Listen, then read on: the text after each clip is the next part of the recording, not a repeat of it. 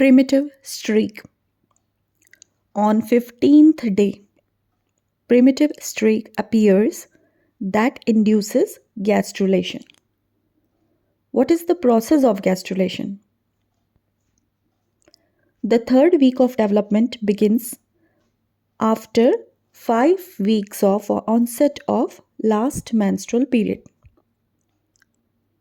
The gastrulation is a process of convention of bilaminar embryonic disc to trilaminar embryonic disc during the third week of development. The characteristics of third week of development are: number 1, formation of primitive streak. Second point, gastrulation means formation of 3 germ layers. Formation of notochord, neural plate, neural tube and neural crest. Then formation of allantois and somites. Development of chorionic villi and formation of intraembryonic coelom. All these structures are characteristics of third week of development. And the first important point is formation of primitive streak. Okay, primitive streak is a thickened linear band. It is a band of epiblast in the midline at the caudal end of the dorsal part of the embryonic disc. So it is present on dorsal and caudal. Formation of primitive streak is an indicator or first sign of gastrulation. What is Hansen's node or what is primitive knot? Elevated cranial end of primitive streak form a node. It is called as Hansen's node or primitive knot.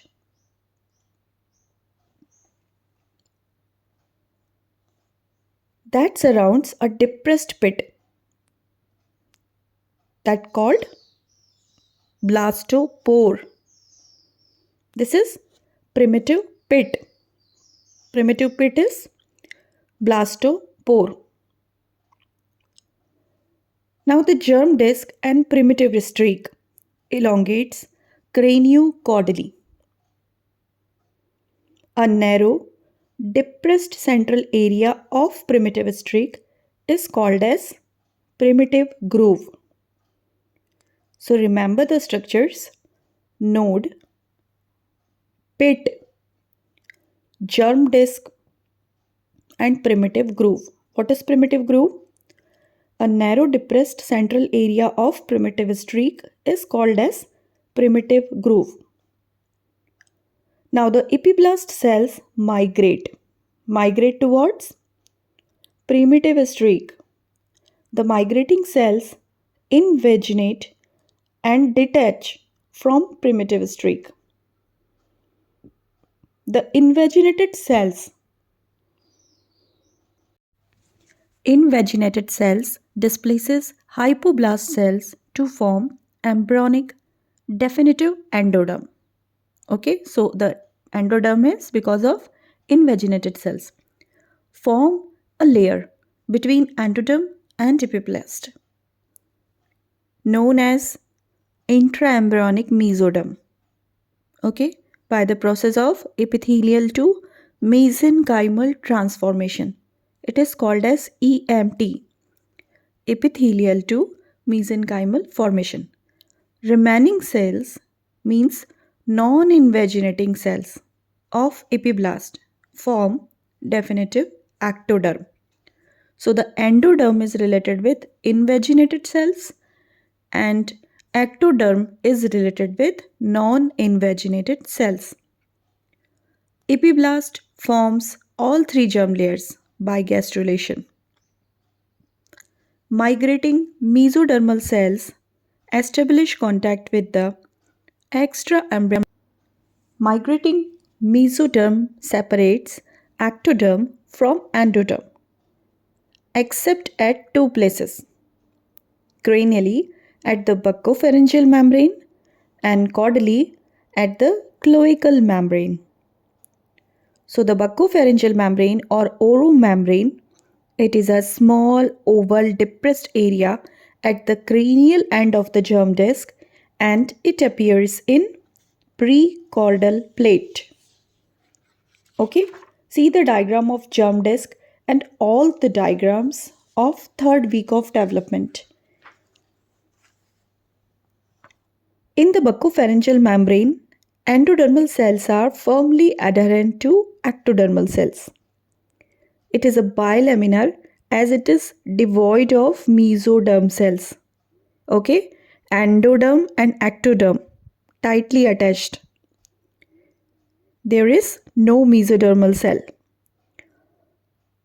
Oropharyngeal membrane breaks down in fourth week to form opening of oral cavity. Now, what is cloacal membrane? At the cranial end, buccopharyngeal membrane. At the caudal end, there is cloacal membrane. The caudal end of the primitive streak germ disc remains bilaminar due to endoderm and ectoderm firm attachment. This small circular bilaminar area is called as cloacal membrane. On further development, cloacal membrane divides into anal and urogenital membranes. Cloacal membrane disintegrates in 7th week to form opening of anus, urethra and genital tracts. What is pericardial bar? It is midline, horseshoe shape, mesodermal cell condensation, that is cranial to buccopharyngeal membrane. It is